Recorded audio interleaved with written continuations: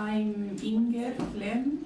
I'm a second year student here in the CSLC program, Spanish track. And today I'm very happy to present the keynote speaker, Pablo Yersun. Pablo Yersun is professor of philosophy and director of the Interdisciplinary Center of Studies in Philosophy, Arts and Humanities at the University of Chile. He is also a director of the Central Seminar of Research at the Institute of Arts of the Pontifical Catholic University of Valparaíso, la Pontificia Universidad Católica de Valparaíso. With more than 400 publications, his work focuses on the topics of metaphysics and ontology, moral and political philosophy, epistemology, philosophy of language, aesthetics, and theory of arts and literature, education, and culture. At the University of Chile, he has served as Vice Dean between 1991 and 94, and Dean of the Faculty of Arts between 2003 and 2010, and he is currently Executive Director of the Bicentennial Initiative for the Revitalization of Humanities, Arts, Social Sciences, and Communication. In 2019, he joined the International Advisory Board of the Consortium of Humanities Centers and Institutes.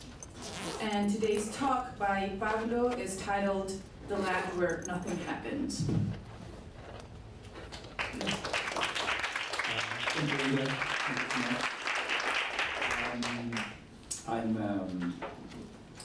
I'm absolutely grateful to be here. And I, of course, with all of you, and I want to heartily thank my dear friend Erin for the invitation, and of course all the organizing group of this meeting. I won't speak in English. As Erin said a few moments ago, I will read in Spanish. I was gathering some notes. I've written down the last 2 or 2.5 months about the situation in Chile. I think it has something to do with transmediality. I'm just going to present some instances which could be maybe perhaps thought of or reflected upon in a transmedia way, but they are all simply instances.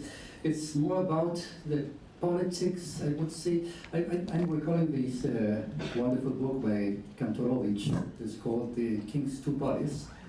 I would say a politics of the people's multiple voice. That's more or less my theme of today. So,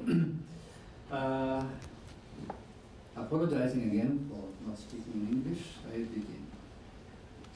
Well, that's the title. It's The Land Where Nothing Happens. In Spanish, we can say it basically nada pasa, va? It's present and it's imperfect. And well, this is what I'm going to read now. I've lost it. It is. Nadie en Chile ha estado exento de decir o de confesar, más bien, cuán imprevisible era el estallido social que se inició el 18 de octubre, estimulado por la movilización secundaria de estudiantes de enseñanza media, que llamó a evadir el pago del metro de Santiago, grabado con una cuarta alza en 2 años. Diversas voces han ofrecido sus hipótesis y diagnósticos.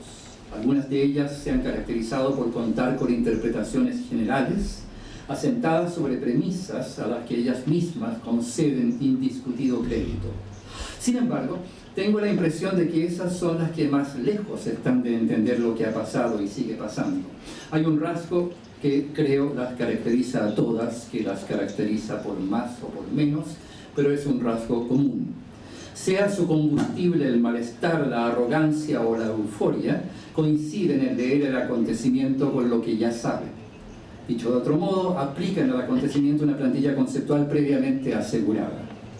Empleo la palabra acontecimiento a propósito, no porque quiera cargarla como de contrabando con densidades teóricas, sino porque eso que llamamos así tiene la virtud, es decir, la fuerza de desconcertar los marcos en que estamos acostumbrados a encuadrar lo que pasa. No hablo solo de lo que diríamos es un acontecimiento como posible alcance histórico. Me refiero a todo tipo de acontecimiento, es decir, a la contingencia como modo y ritmo de lo que pasa, que tiene siempre, por pequeña o discreta que sea, una fuerza que obliga a pensar, a tratar de entender, a entender y hacer u omitir algo al respecto. Las más de las veces el acontecimiento puede ser alojado al interior de algún marco que tenemos predispuesto. El punto es que el acontecimiento de que hablamos aquí ofrece resistencia mayor a esa integración. En filosofía, pero ciertamente no solo en ella, sino en principio, en todo intento de conocimiento y comprensión, se debería estar habituado, o al menos avisado, de que en un determinado hecho o una determinada circunstancia que ofrece resistencia a los esquemas a los que usualmente recurrimos, bien puede sugerir que se haga una revisión cabal de los mismos. Hablemos de momento aporético, de duda, de crítica, lo que se quiera. En general se trata de suspender la inercia de esos esquemas, de hacer un poco de tabla rasa, por decirlo de algún modo. El primer paso es confesarse a sí mismo que no se está entendiendo lo que pasa. No entenderlo, debería poner, no, todavía no. No entenderlo no es un cierre, es el comienzo de una apertura. Y es preciso ser paciente para que sea posible advertir paulatinamente los rasgos del acontecimiento, en sí inestables y por eso mismo indicadores de un diverso de líneas de fuga, solo algunas de las cuales podrían ser convergentes. Se trata de percibir y pensar. Ante todo, atender a lo que pasa. De la manera más simple, más llana y más contundente, creo que lo que las movilizaciones, manifestaciones y demandas que se han sucedido incesantemente en el último tiempo en Chile se concentran en algo así como una inferencia colectiva lógicamente impecable. Permanentemente sufrimos abuso, hay que cambiar las reglas del juego.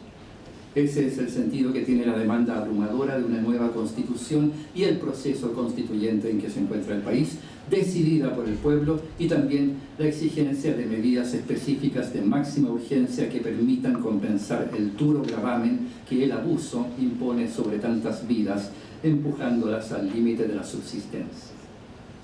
Abuso se debe a la movilización feminista. La marcha y concentración de 400.000 mujeres el 8 de marzo de 2019 dejó en claro las cosas, que se haya empezado a entender lo que la palabra dice, lo que implica las múltiples estribaciones a través de las cuales se expande hasta alcanzar los recodos más improbables de la vida, cómo es que esa palabra nombra la miseria de esa vida, no de la que resiste aún en su destrozo, sino de la miseria que le es impuesta.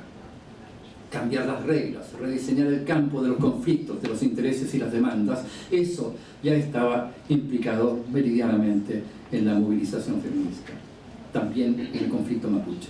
Quizá porque eran las mujeres sus agentes no se las supo leer en todo su alcance. Pero no se trata solo de esa inferencia que me parece reconocer en el nervio de la revuelta social. Es también en toda su envergadura la multiplicidad de formas que ésta ha asumido y sigue asumiendo. Sobre eso hay que clavar la atención.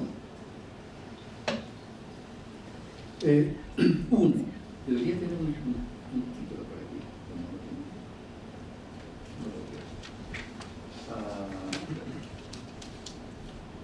¿Qué viene? Para cambiar la... Sí, no estoy logrando cambiar. Por eso. Bueno, esto debería... bueno, ya. Perdón. Esto tenía que ver con la movilización femenina. Bueno, uno. Todo está registrado. Tomas, trechos, momentos, eventos instantáneos, todos los múltiples destellos y esquirlas del estallido social. Del suceso, escribiré por única vez con mayúscula esta palabra, solo para indicar su fuerza, hablando de eso, la peculiar unidad plural y la singularidad repartida de su movimiento. Me interesa interrogar esa unidad plural y la repartida singularidad que creo ver en él.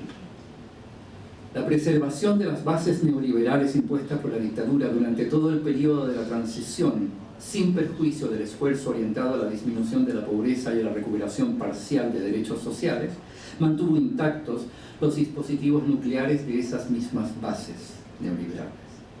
No se trató solamente de los marcos normativos, fuertemente respaldados por la hipoteca representada por lo que en su momento se llamó los poderes fácticos, dotados de la suficiente fuerza para incidir en toda decisión relevante para el país, sino que se trató y se trata de la reproducción sistemática de la determinación de todas las dimensiones de la vida social por la dinámica de un mercado desprovisto de regulaciones que permitiesen proteger, para no decir incrementar, aquellos derechos sociales.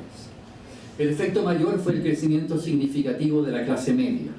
Se supone que una expansión de la clase media con la incorporación de sectores que pudieron salir de condiciones socioeconómicas precarias o de pobreza debe dar una mayor estabilidad a la sociedad, porque los sectores que han alcanzado un mínimo nivel de bienestar tienden a adherir al sistema de vida vigente y a no simpatizar con cambios mayores del mismo, porque estos podrían afectar precisamente a ese bienestar, por exiguo que sea.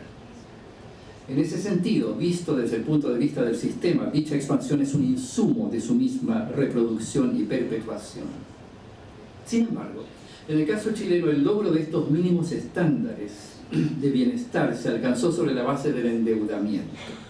Solo fue posible acceder a bienes y servicios, salud, educación, vivienda, mobiliario y equipamiento doméstico, vehículo, etc., contrayendo compromisos económicos a largo plazo que muy pronto evidenciaron ser demasiado onerosos para la disponibilidad de recursos, mayormente destinados a las necesidades básicas. Se sumó a esto el agravante de una previsión fundada en la capitalización individual que, en virtud de sus condiciones y restricciones, dejó en el desamparo a las personas de la tercera y cuarta edades con jubilaciones miserables que están por debajo del nivel de la línea de la pobreza. Como consecuencia, extensos sectores medios que deberían ser garantes de la estabilidad del sistema se han visto forzados a vivir en condiciones de miedo cotidianizado, debido a la amenaza constante de carecer de lo suficiente para pasar de un mes a otro y poder al mismo tiempo solventar el cúmulo de deudas e intereses. Es un nuevo tipo de miedo, cabe decir, no menos sensible que aquel otro, intenso, corrosivo, lacerante, que imperaba en los tiempos de la dictadura. Precisamente como si o porque el combustible principal del sistema es el miedo. De hecho, el sistema o el modelo, como quiera que se lo llame, no hago de eso ahora asunto, funciona en un círculo clausurado de miedo y seguridad. La necesidad de seguridad se nutre del miedo, la incertidumbre, la amenaza. Es razón de que la delincuencia, sin importar si las estadísticas puedan evidenciar de crecimiento, se convierta en un factor cardinal del discurso de derechas. Se requiere que la población vagamente sienta la carcoma del miedo para que la ansiedad de mantenerse seguros sea un resorte psicosocial internalizado. Entonces el discurso aquel campea, no sin que todos los medios que sus emisores tienen en su control lo refuercen día a día. Pero quizá distinto es si ese miedo, ya no genéricamente como amenaza exterior, sino constantemente se percibe, se padece, incide de manera sorda, latente y con evidencias de que cada día, semana o mes solo puede agravarse. Este es, podría decirse, el punto crítico hobbesiano. Hay un umbral de miedo que, de ser excedido, hace imposible atender a la voz de la razón y ponderar los artículos de paz que propone. Traspasado ese umbral, lo único posible como signo de vida, es decir, de sobrevivencia, es la rebelión, la violencia. No la violencia como opuesto de la razón, sino como la única razón restante. Aquí venía la imagen que presenté antes. Nos quitaron tanto que hasta nos quitaron el miedo. Es uno de los temas reiterados del estallido. Ocurrió lo que se suele llamar la gota que derramó el vaso, me refería a eso, un aumento marginal de 30 pesos del costo del billete de metro, que al cambio del día en que comienza el estallido representaba no más de 0.0, o sea, 4 centavos de dólar, si bien en el metro más caro de América Latina.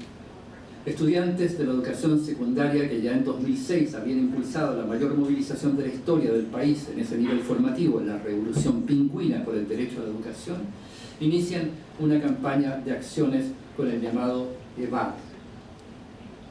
El llamado tiene un efecto que se amplía multitudinariamente. Saltar por sobre los torniquetes que se accionan con el billete del metro, burlarlo de una manera u otra, se convierte en un deporte subterráneo masivo. El llamado y la consiguiente acción sobrepasa con creces el efecto que alcanzó en 2011 la demanda por una educación gratuita, pública y de calidad.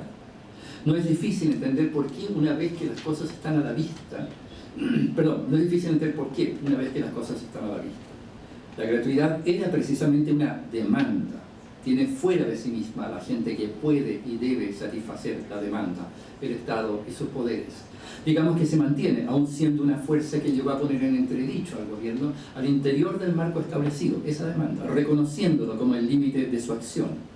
El evade, no hay demanda, hay ejecución, es poder ejecutivo.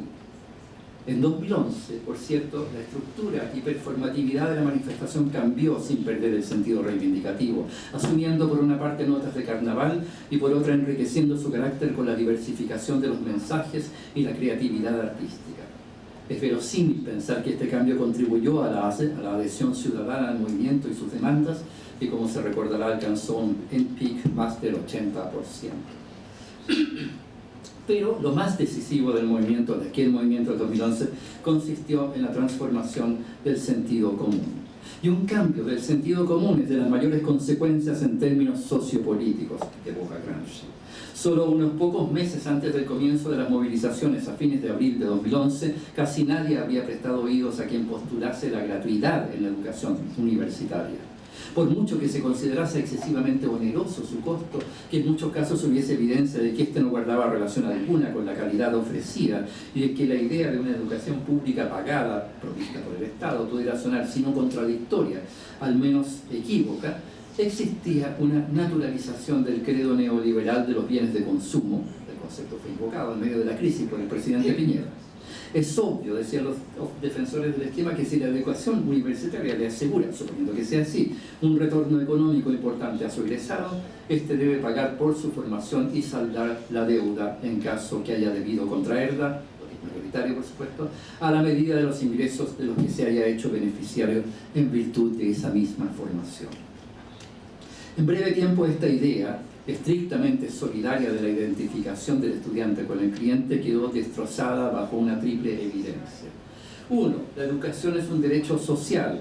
2. La educación pública no puede implicar costo alguno para quien accede a ella, sino que tiene que ser financiada por el Estado como su responsable. 3. Es imprescindible asegurar la calidad de la formación que se entrega, terminando con la desregulación del mercado de la educación.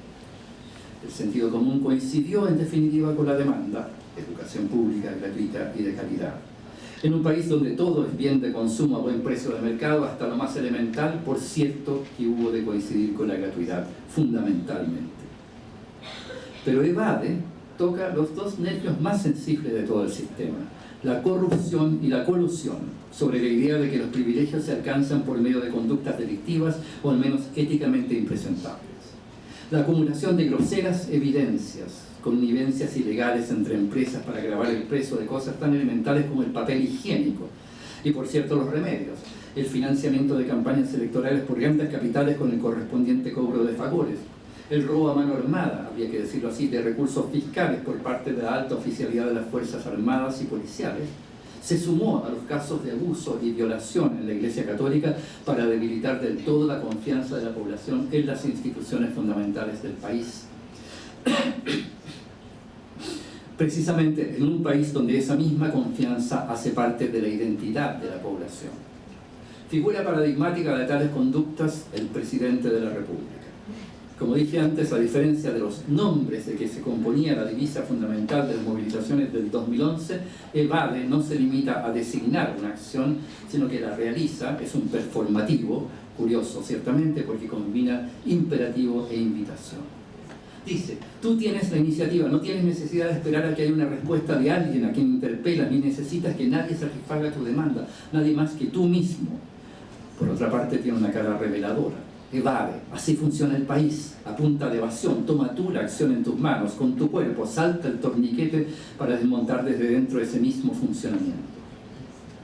En consecuencia, es al mismo tiempo una puesta en cuestión y una puesta entre paréntesis de la gente que tendría la autoridad y los medios para satisfacer la demanda, para rechazarla o negociarla. Se podría hablar de una interrupción radical del principio de soberanía en la medida en que éste se alce piramidalmente hasta su cúspide, donde toda decisión se concentra particularmente en un régimen fuertemente presidencialista como el chileno. Evade es, en este sentido, una devolución de la soberanía que en primaria y sustantivamente la detenta, o como dice la Constitución aún vigente, a quien la ejerce, el pueblo. Una palabra, un nombre, un espectro que ni siquiera la Constitución de la dictadura y de su comedido amanuense, el abogado Jaime Guzmán, pudo borrar. Probablemente porque el poder establecido barrunta la interrupción, no ya solo de su investida dignidad, sino de la mera iniciativa, reacciona desmesuradamente y sin suficiente premeditación, o quizá con un plan concebido a medias. Decreta el estado de emergencia, envía a las Fuerzas Armadas a la calle, que traen consigo un amago que evoca los tiempos de la dictadura. Sin embargo, la población desobedece. La represión policial se torna paroxística. Probablemente en todas partes es así, pero en Chile algo hace que la represión, la violencia de los agentes del Estado y la reiterada violación de los derechos humanos se simbolice en mutilaciones horrendas. En la dictadura fue el golpe, la quema y el corte, la tríada del castigo que ya se puede consultar en Platón. Remito al Gorgias, a la disputa entre Sócrates y Polos. En 2019 son los ojos, el destrozo de los ojos de los manifestantes por disparos de balines apuntados directamente al rostro por la fuerza policial. Cegar. Uno podría detenerse a interpretar, a extraer consecuencias, a concebir las implicaciones simbólicas a riesgo de convertir un hecho bruto y brutal en una metáfora. Se ha hecho, me resisto a hacerlo. La interrupción de la soberanía instituida. Muchos observadores y opinantes comentan a la sazón que en Chile se ha quebrantado el Estado de Derecho. La interrupción de la soberanía instituida no deriva, sin embargo, de una anarquía. En verdad es, repito, una reivindicación en acto de ese principio por el soberano originario, el pueblo. No la gente, no ciudadanía, no la multitud ni la masa, palabras que constriñen o que exageran. Hablaba del pueblo como un espectro. Así puede llegar a resentirlo el poder instituido cuando lo que el nombre invoca adquiere algún tipo de masividad corpórea y presencial. El pueblo, un espectro. Entre paréntesis se ha dicho que así también podría llegar a conjurarlo algún liderazgo carismático, lo que ha ocurrido tantas veces, o bien entre nosotros un líder sin carisma alguno, como ocurre con cierto personaje que en su impertérrita y rubia circunspección recuerda a los oficiales más rematados de la CSS.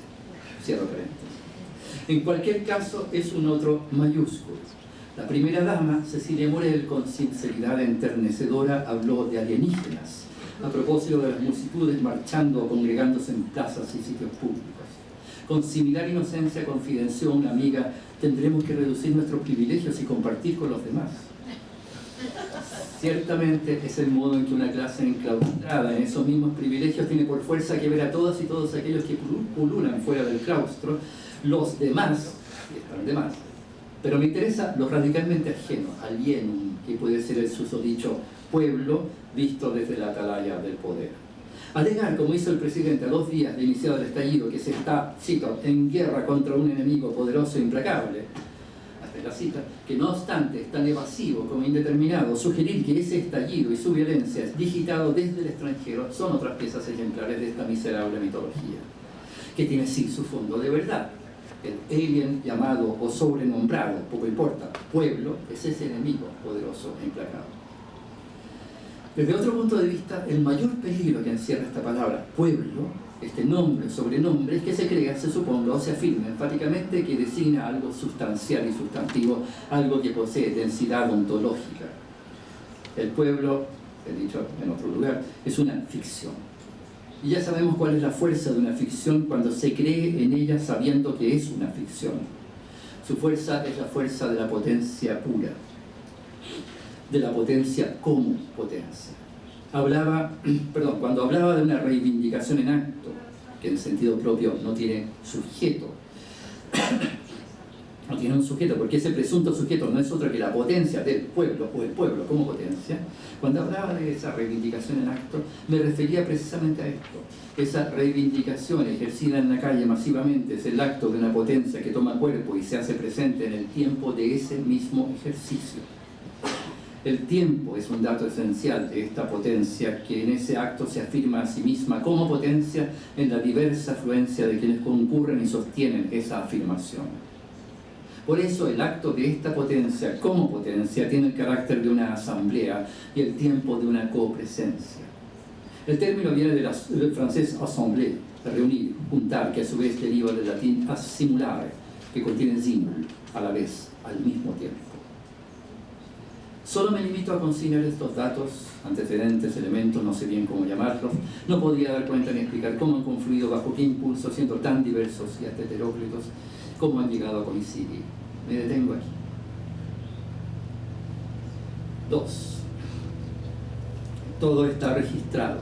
Cada participante un celular provisto de la capacidad para documentar y compartir todo lo que ocurre allí, acá, en este o en aquel otro momento, en el curso de tales o cuales situaciones e incidentes, lo que ha quedado estampado en los muros de la ciudad y en toda superficie apta para recibir la impronta de una figura, una consigna precisa o el rastro de una apresurada inscripción. Imágenes, lemas, palabras, cánticos y clamores, haces, fuegos y combates, escenas de dolor y de angustia, de júbilo, cuerpos y rostros ejerciendo el derecho a la presencia. La manifestación y la marcha poseen la capacidad de autodocumentarse en tiempo real, así como ha sido en los medios sociales que la convocatoria se ha difundido, la marcha más grande de Chile. La testificación de lo que está ocurriendo en el ahora de ese ocurrir, que inmediatamente queda disponible en la red como uno de miles de puntos de vista en la inmanencia de la manifestación, es un componente esencial de la forma contemporánea de la reunión pública callejera. Eso hace de la imagen una pieza determinante de la autoconstitución transitoria de un colectivo popular. Pero la pregunta es, ¿cómo funciona? ¿Cómo opera la imagen? La circulación de las imágenes a través de la red, con todo lo que la acompaña, emojis, opiniones, comentarios, exabruptos, lo que se quiera, y con las alteraciones que pudieran ser infligidas, ocurre idealmente, o si se prefiere, porque en este caso es lo mismo, imaginariamente, en un plano horizontal que no conoce más límite que el cúmulo de likes o de repudios, de reacciones de toda laya que suscite, de reproducciones y reenvíos, sin perjuicio de que al cabo de un tiempo, que puede ser mucho tiempo, alguien resucite la pieza en cuestión que en su calidad visual o sus signos contextuales pueda delatar su anciana procedencia. Esta horizontalidad mediática confirma o refleja, o ambas cosas a la vez, la horizontalidad contrajerárquica, si puedo decirlo así, que es característica de las movilizaciones en curso. Hay a la vez una suerte de anarquía y de inmanencia en la multiplicación de las imágenes. Esa anarquía y esa inmanencia remiten al modo de constitución de la multitudinaria asamblea callejera. Entre ambas, multiplicada circulación de las imágenes y congregación de los cuerpos en protesta, subsiste una relación inherente. Volveré sobre esto. Salta a la vista la incorporación de códigos del cómic traducidos a su vez a la retórica del cine de héroes y vengadores, retórica de cine hollywoodense, pero sin su cosmética ni su cuidada coreografía.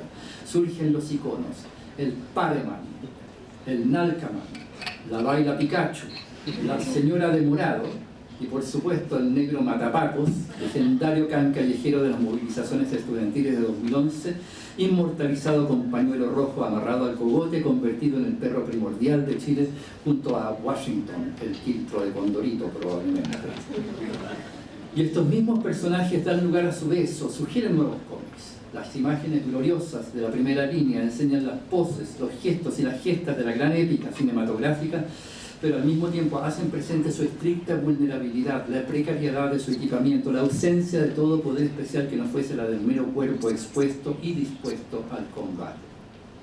La retórica en cuestión reproduce a su vez coreografías más antiguas, pictóricas y estatuarias, y mantiene el monumento ecuestre de un general de la República convertido en la percha de 1.000.000 de afectos. No puedo negar cuánto ha cambiado mi percepción y mi opinión de aquellas y aquellos a quienes se llama encapuchados. En muchas ocasiones expresé mi rechazo, mi sospecha, mi irritación. Tuve conocimiento cercano de acciones que consideré desde todo punto de vista repudiables. Escuché versiones de hecho que sugerían la infiltración en esos grupos de agentes policiales. Me parecieron obvias. Me irritaba que su visible organización no se ocupara en fines propiamente políticos, con capacidad estratégica y de adhesión y convocatorias. Pero la primera línea, múltiples testimonios, observaciones, comentarios, la eficiente acción expuesta, con poco resguardo, apoyo convencido, la multiplicación de las capuchas me cambiaron. No firmo nada en blanco, pero estos encapuchados están allí, combaten allí por lo que importa a todas, a todos. Y allí mismo nace el desconcierto, la calle ciega en la que se encuentra la izquierda por doquier. Es calle ciega, esa, otra que la calle en que se aglutinan los manifestantes, calle que no dejaré de decir que es el domicilio del pueblo. A condición, sí, como insinuaba, que se entienda que el pueblo es una ficción, un espectro, un fantasma que lo recorre todo, que está en todas partes, sin ninguna, y que por eso mismo es la aparición o el aparecido en que se clava nuestra esperanza, nuestra fe, nuestro deseo de la constitución de la comunidad en y desde su inmanencia. Pero ¿qué es lo que imagina la imagen? ¿Qué es lo que se imagina en la imagen? ¿Qué es lo que imagina la imagen? ¿Qué hace la imagen consigo misma, de sí misma? No es lo mismo que preguntar de qué es imagen la imagen, aunque esta pregunta jamás puede ser suprimida de plano. Es indisociable del estatuto de la imagen. No es lo mismo, digo, porque en este caso, y quizá en todo, se trata de la circulación de las imágenes, de su movimiento, del paso de una a otra, y también del devenir imagen de la imagen. Esto último, el devenir imagen de la imagen implica que el paso de una imagen a otra también se da como paso en una misma imagen. Dicho de otro modo, toda imagen es un paso, no se agota en sí misma y nunca es plena, sino que su propia entidad, sin perjuicio de enfoque, encuadre y foco, abre y remite a otras imágenes ilimitadamente. Eso es la medialidad de la imagen. Toda imagen es medio de otra imagen, pero lo que decide esta medialidad en la imagen misma es el paso, el tránsito de una a otra y de una imagen a sí misma en su devenir imagen. Y ese paso, ese tránsito, no es una imagen, o bien es todas las imágenes posibles, que es lo mismo, ni es imaginable. Un punto tiene que ser establecido firmemente. Todo lo que acabo de decir, los giros y términos empleados se entienden de suyo como referidos a facultades de un sujeto o capacidades de una psiquis. Si digo que toda imagen da paso a otra, que en una imagen están, sino contenida, sí aludida o sugerida plétora de otras imágenes, de inmediato se piensan flujos asociativos o mnémicos que tienen su residencia o lugar de ocurrencia en un sujeto o una mente. Si digo imaginable o inimaginable, se asume que esa factibilidad o imposibilidad es algo que le sucede a alguien o que alguien puede llevar o no a cabo en razón de una dotación, aptitud o competencia que le es propia. Imaginar es algo que hace alguien y que tiene su límite en el poder imaginativo que ese alguien tiene, y en general en ese poder en cuanto presente en toda la comunidad a la que ese alguien pertenece, y en el extremo, si esa comunidad es la humanidad, todos los sujetos finitos, la congregación de todos los espíritus. No entiendo así. Si digo imaginable o inimaginable, hablo del devenir imagen de la imagen como algo que le es inherente a esta, con prescindencia de sujetos o mentes en que ese devenir acontezca, o de los cuales ese devenir dependa. Este es el sentido que tiene la idea de que el paso, el tránsito de una imagen a otra y de una imagen a sí misma en su devenir imagen no es una imagen ni es imaginable. El terror platónico ante la mala mimesis, es decir, la del retórico, el pintor, el cosmetólogo, el fabricante de golosinas, pero sobre todo eminente entre la tribu de los imitadores, el poeta, hay alojado un saber, en ese terror hay alojado un saber esencial acerca de esto que acabo de mencionar, acerca de una suerte de autonomía y hasta de autocracia de la imagen. El pintor y el poeta tienen, se me voló el texto. El pintor y el poeta tienen la rara actitud de independizar la imagen de la cosa misma, darle una anómala subsistencia ontológica y desde esta convertirla en principio desde el cual juzgar y acaso producir equívocamente esa cosa, ya nunca más la misma ni tampoco evocadora de su mismidad ideal como aquello que produce el artesano. Doblándolo, desdobla lo real, que ya se torna irrecuperable en su doble, apariencia, fantasma e ídolo simulacro. Pero el pintor y poeta han sido precedidos desde siempre por esa agencia primigenia que incluso le ha sugerido al artesano los modelos o evocaciones de su producción. Es la physis, la fuente, raíz, lugar y fuerza de todo surgir. ¿Acaso, la naturaleza me refiero, acaso no se reflejan árboles y follaje en el espejo de las aguas? ¿Acaso no echa sombra el animal que acecha o aquel que va contra el peligro tembloroso? ¿Acaso no dejan ambos sus huellas en la vertiginosa escena de la casa? ¿Acaso no resuenan los ecos de las miríadas de voces y crujidos, chasquidos y rumores en el bosque? El desdoblamiento ya ocurrió y persiste impenitente. La imagen es su criatura, es su causa. Aterra solo pensar que hay reflejos, sombras, huellas, ecos que se multiplican interminablemente en ausencia del testigo humano. ¿O no es así? ¿No se requiere siempre que haya alguien que percibe para quien existe la sombra, el eco, la huella, el reflejo? ¿Habrá espejismo sin nadie que lo perciba? La pregunta no es inocua. Para el país donde nada pasa, va. definido como oasis, rodeado de desierto o conflagración. Pero claro, el oasis era un espejismo.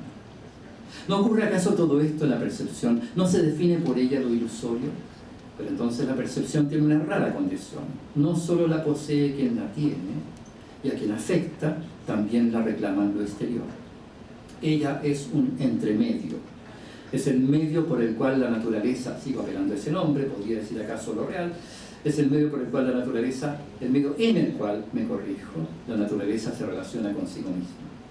La percepción es suya también. Así que eco y reflejo, sombra y huella y espejismo pertenecen como indiferente o litigio a quien percibe y a aquello en lo cual y desde lo cual lo percibido surge, emerge, se presenta, esté allí o no.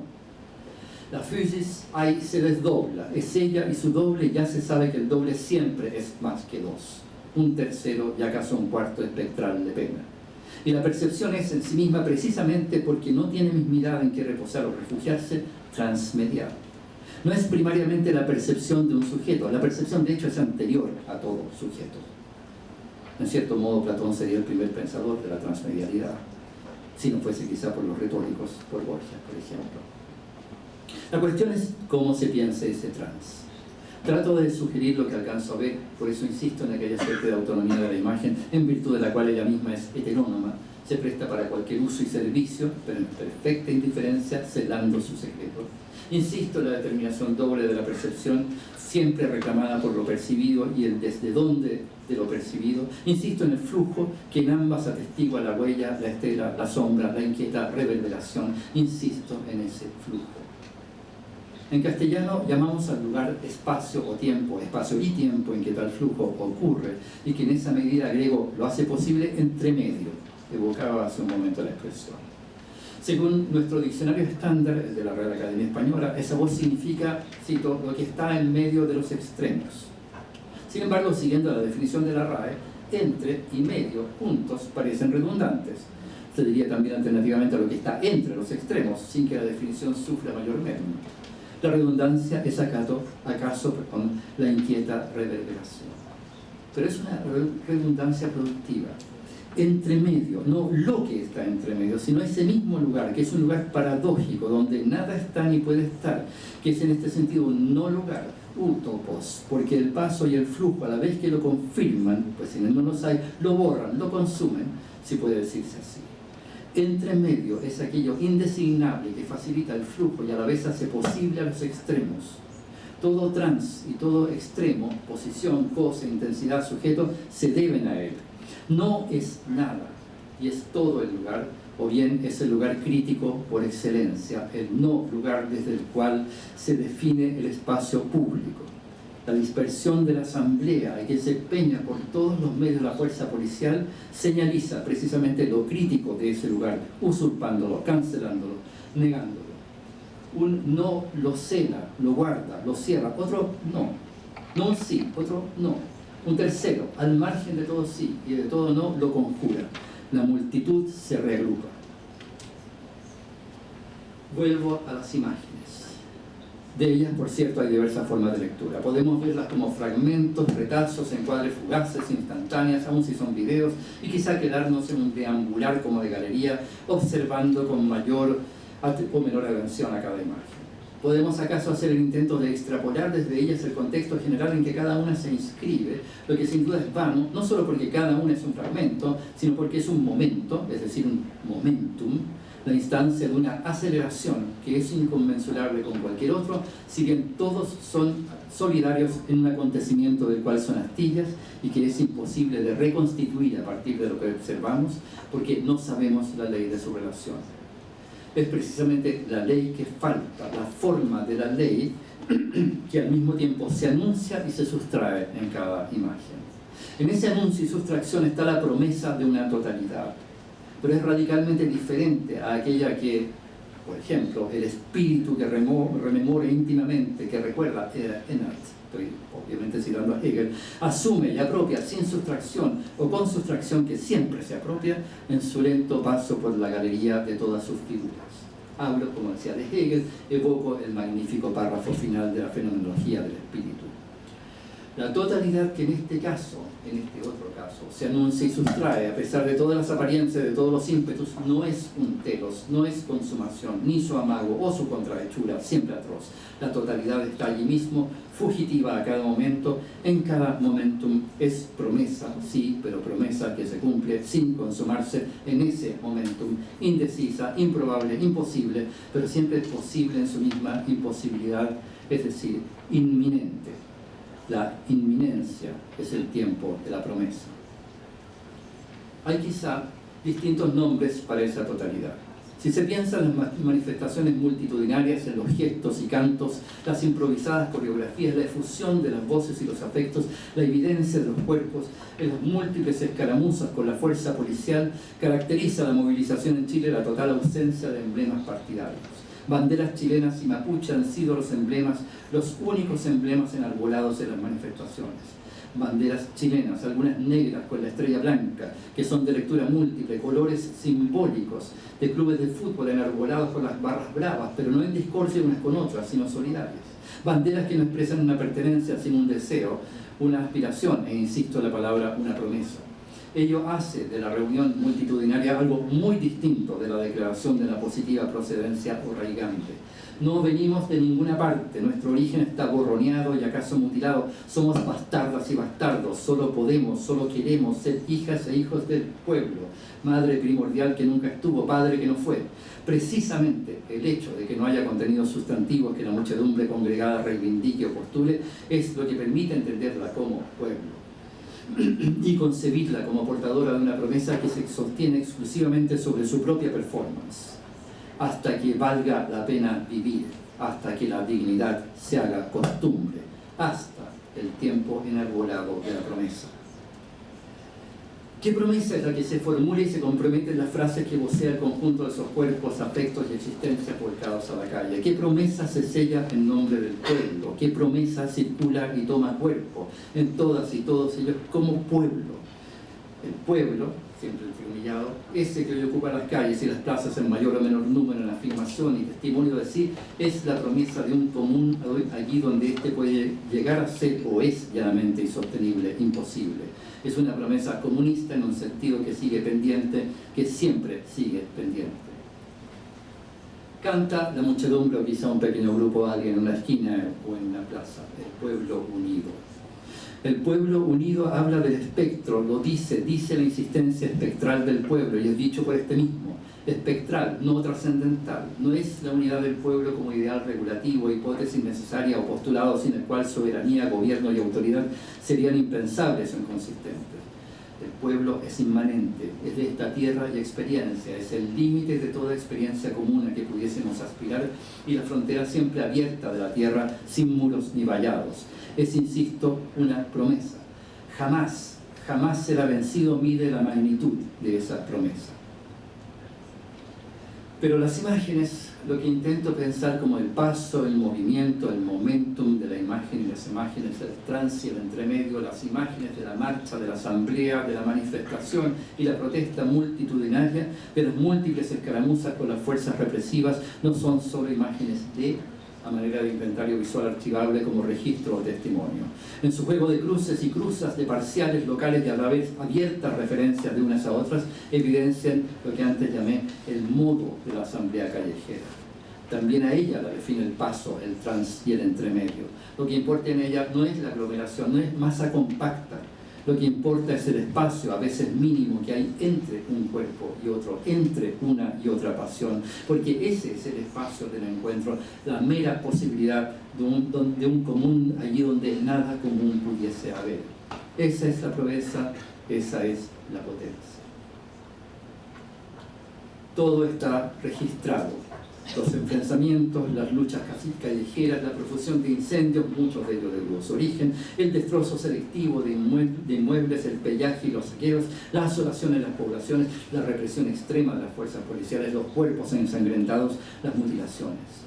Si no registradas, están documentadas, cuantificadas, acusadas judicialmente, los desnudamientos humillantes, las torturas, las violaciones.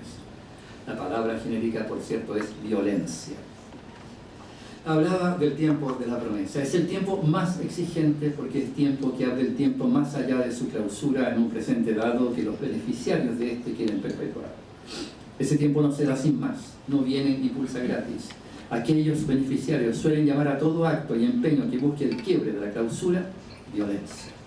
Y entonces pareciera ser que el tiempo de la promesa, es decir, el tiempo en que actúan quienes se esfuerzan por mantenerla, es indefectiblemente el tiempo de la violencia.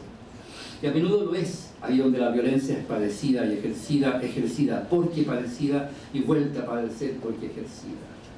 Pero una y otra no son la misma violencia, o dicho de otro modo, quizá más preciso, no pueden ser nombradas del mismo modo. ¿Es preciso hablar de la violencia? Es absolutamente necesario, no cabe esquive ni subterfugio. Por doquier y en boca de casi toda persona que se ve llevada a pronunciarse al respecto, se escucha, hablo de Chile, condeno la violencia en todas sus formas, condeno la violencia, venga de donde venga.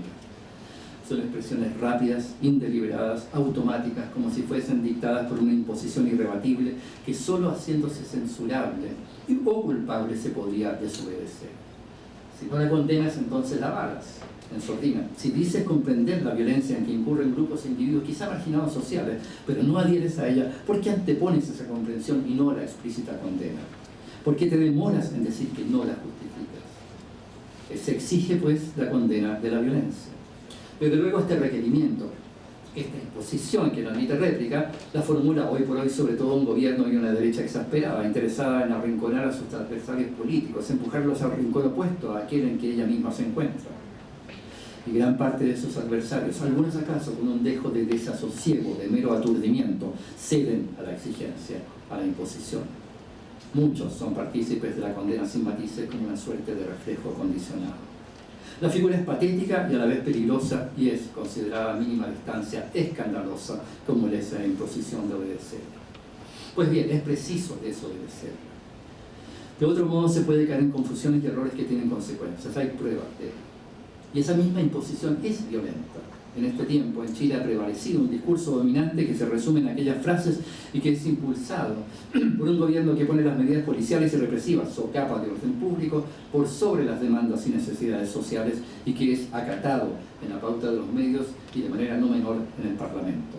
Mezclándolo todo, manifestación y saqueo, protesta, vandalismo y pillaje, delito y reivindicación, se busca obnubilar la evidencia del abuso, la exclusión, la marginación y el arrinconamiento en condiciones de vida al borde de lo posible que el sistema que nos rige reanuda día a día y que no es violencia ocasional sino constante. Y oblicuamente se legitima violaciones a los derechos humanos y crímenes de lesa humanidad perpetrados por agentes del Estado con la anuencia de las más altas autoridades y donde no con una autonomía de las fuerzas policiales que quebranta de manera flagrante el Estado de Derecho. Si es preciso hablar de violencia, un mínimo de discernimiento es imperativo. De manera que me interesa detenerme en lo que está en juego de fondo en ese requerimiento de conducta. ¿Qué dice ese requerimiento de esa imposición? Dice llanamente, no pienses. Aquí no hay espacio para la duda, el reparo, el discernimiento, la consideración y el análisis. Condena. No pienses. Ese es un tipo particularmente capcioso y virulento de violencia que se disfraza de repulsa y avala por su cuenta y como su mera extensión las peores medidas de represión hasta el horror y el asesinato en que puedan incurrir los organismos a los que se ha concedido, aunque bajo condiciones que aquí simplemente se omiten, el monopolio de la fuerza. No pienses, si con eso se quisiera decir, sin quererlo, desde luego, por error, omisión o equivoque, que la violencia es impensable, eso ya es un comienzo. A partir de eso ya se podría empezar a conversar. La violencia, un impensable. ¿En qué contexto? Obviamente no en todo contexto posible. De hecho, la mayoría de los contextos históricos, políticos, sociales ha dispuesto formas y prácticas de violencia sancionada, instituida, ritualizada, algunas de las cuales persisten hoy en entornos culturales de diversa índole. Formas y prácticas que no se consideraron violentas, así como las que hoy se perciben, se consideran tales en el sentido que espontáneamente bajo el peso de la imposición atribuimos al término. Aplicación de fuerza con propósito o resultado de daño, destrucción, coerción. Es en el contexto de la democracia donde cabría sostener que la violencia es impensable. No porque no pueda darse en él, y de hecho se dé continuamente, sino porque aparentemente democracia y violencia en idea se excluyen mutuamente. La democracia idealmente establecería las condiciones para resolver todos los conflictos y todas las disputas por medios no violentos y tendría por ello mismo en su concepto y su principio una relación esencialmente alérgica con la violencia. Pero las democracias no son necesariamente su concepto ni su principio. La violencia tiene lugar en ellas no solo como amenaza o atentado contra la estabilidad o el régimen mismo de la democracia, ni únicamente como uso legítimo de la fuerza para proteger a una u otra la estabilidad o el régimen, sino también como regla cotidiana de existencia de ciertas existencias. Tiene sentido preguntarse por lo que pasa entre medio de violencia y democracia. La democracia de la que se hace tan expedita o escuetamente profesión de fe sin mayores especificaciones, sabemos quiénes no irán mucho más allá de Estado de Derecho y orden público, y la violencia de la que esos mismos dicen que rompe y quebranta y finalmente destruye la democracia de la que hablan y solo hablan. Tiene sentido que nos preguntemos por la relación entre violencia y democracia, porque la democracia de la que aquellos hablan se sostiene sobre la violencia, una violencia sorda y constante, lo he dicho, que si es contestada con lo que llaman también genéricamente con vandalismo, aunque eso pueda designar solo el ejercicio del derecho a reunirse y protestar y a resistir la represión, inmediatamente dispara la protesta de rigor, la condena de esa violencia. Pero es esa violencia, esa otra que estalla, la que hace audible y visible la violencia sorda sobre la que descansa y de la que se nutre día a día lo que aquellos llaman democracia. ¿Qué violencia es esta otra violencia? Desde el primer día de la odiosa locución de Piñera, estamos en guerra, se respondió en todas las manifestaciones, no estamos en guerra. Los manifestantes y la primera línea insisten hoy, no somos los violentos, somos la resistencia.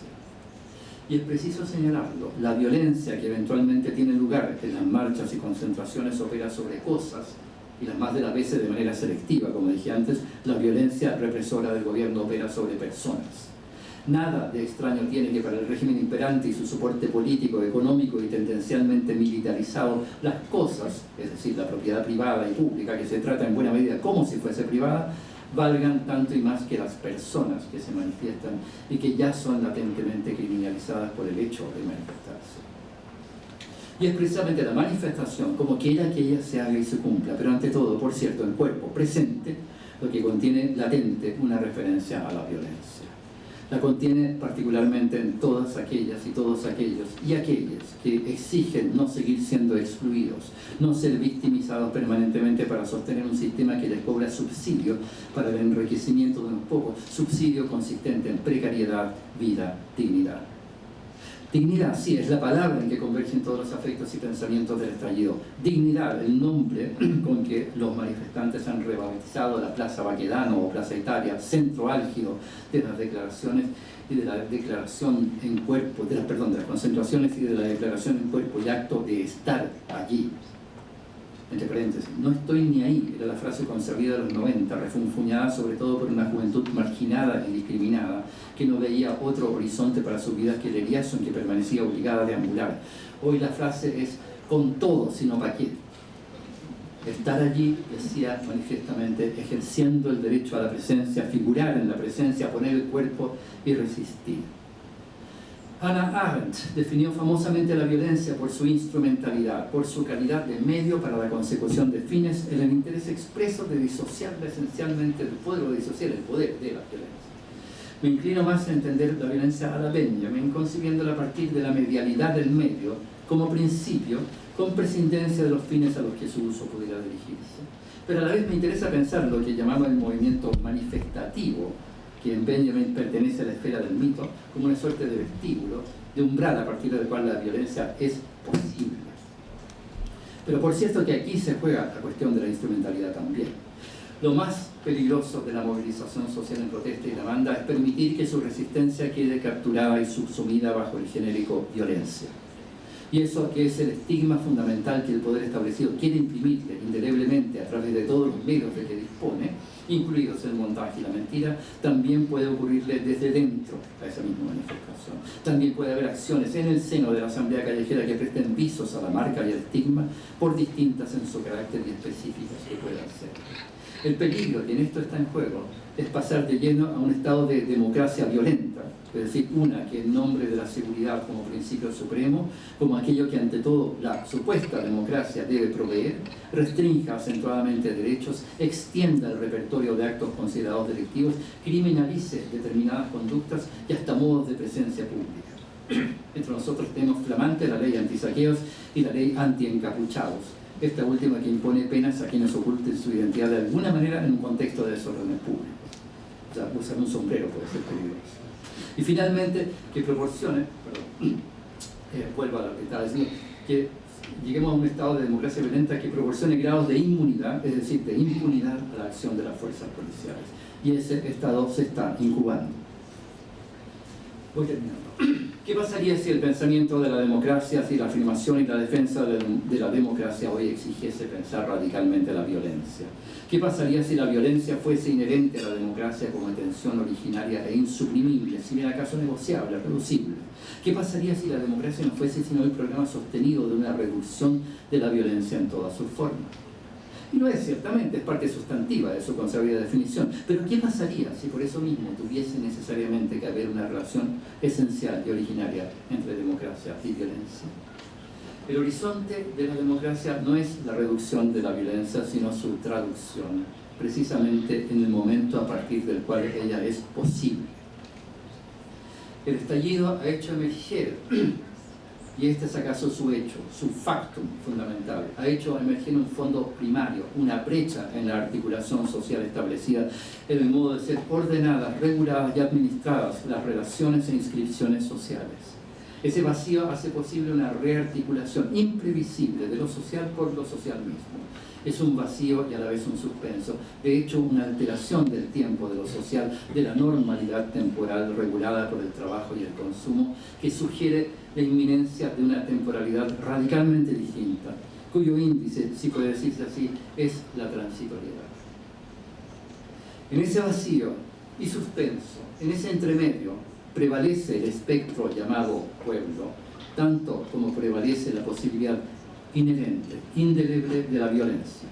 Si el pueblo pudiese ser pensado como un sujeto, y no lo es por su diversidad, su variación y apertura constitutivas, sería el sujeto, el punto de convergencia de una traducción de la violencia en un sí a la alteridad y la extrañeza, a la extranjería primordial de todo lo humano y de todo lo otro que humano.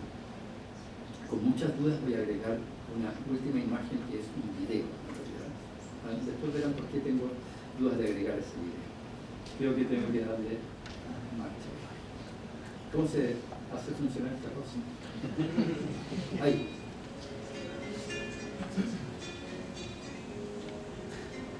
¿Se escucha? Sí. Cuando voy al trabajo, pienso en ti por las calles del barrio, pienso en ti cuando miro los rostros tras el vidrio empañado, sin saber quiénes son, dónde van. Pienso en ti,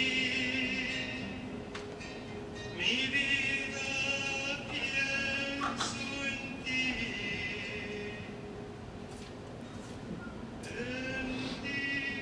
compañera de mis días y del porvenir, de las horas amargas y la dicha de poder vivir,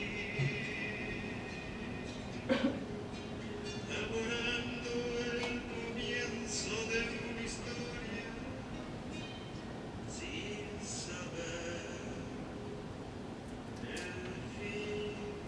Cuando el mundo termina y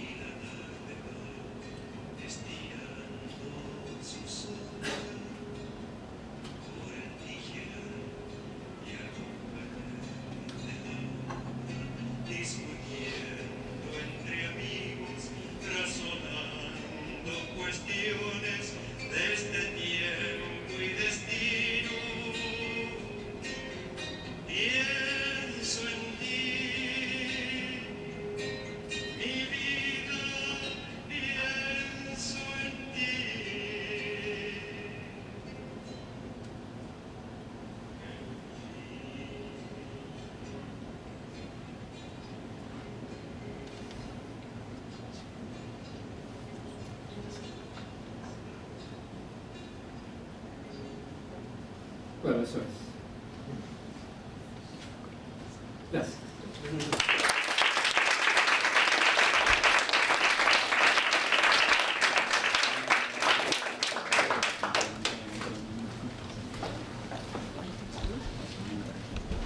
¿Pasamos en español y traducen o...? Yo creo que la gente puede hacer preguntas en español o inglés, depende de lo que uno quiere. Ojalá en alemán.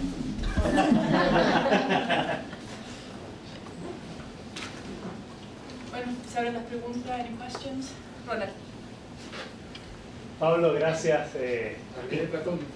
Sí, hay que coger, no hay que coger nada, ¿verdad? Como por la grabación, no hay, lo recoge.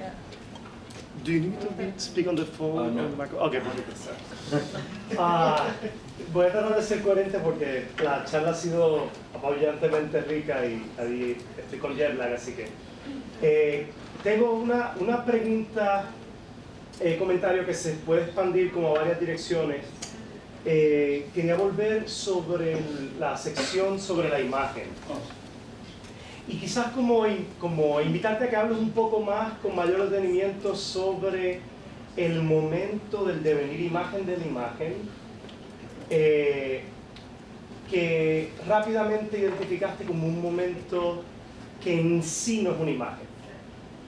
Y yo que estaba pensando si parte del problema de lo aporético de la situación que tiene que ver con, por ejemplo, con el peligro de la democracia. Esta otra pregunta aparte podría ser entre la relación entre una especie de las imágenes de la democracia de las imágenes. Si parte de la aporía nos radica en el hecho de que siempre es posible que el momento no imagístico de la imagen aparezca como imagen y que por lo tanto entonces tengamos una dificultad mucho mayor de seguirle el trazo al movimiento del devenir imagen de la imagen, porque él mismo ya es una especie de imagen y por lo tanto no nos permite, digamos, como el punto de exterioridad que permitiría por lo menos captar entonces qué es lo que es una imagen y qué es lo que no es una imagen. Lo que me parece a mí que en cierta medida nos pone como en el espacio que lo obliga a Platón a excluir a la mímesis en el fondo, ¿verdad? Porque ese desdoblamiento de la mímesis del que hablabas está ya operando en la imagen misma. Entonces no sé, de ahí entonces pues te quería preguntar también sobre cómo ves la cuestión de lo mítico, porque evidentemente comunica con este asunto, en la medida en que lo mítico para Benjamin siempre es del manifestarse, del orden de lo que se manifiesta y que se manifiesta como originario, digamos, una especie así como de madre absoluta que no te va a dejar liberarte, digamos, de la atadura a una especie de pasado arquetipal, ¿verdad? Entonces, si no hay una especie como de persistencia más peligrosa de esa mitografía, digamos, de la imagen, del momento en que nos abrimos a pensar en el devenir imagen del punto no imagístico de la imagen. Esa sería como la primera pregunta así inicial. Tengo muchas otras más cosas, me pareció absolutamente así como necesitaré semanas completas para digerir, pero esa era como pregunta primera. Si contesta... Gracias, Ronald. A ver, tengo que partir con una confesión, porque yo empecé a hacer notas sobre esto cuando estaba en Madrid en fines de noviembre, ya había pasado un mes, más de un mes casi medio, desde el comienzo. Estaba en París justamente cuando partió las manifestaciones del 18 de octubre, yo estaba en París, volví el domingo con toque de queda a Santiago. Y lo primero que me pasó fue pasar, mi primer punto era cómo entender esto.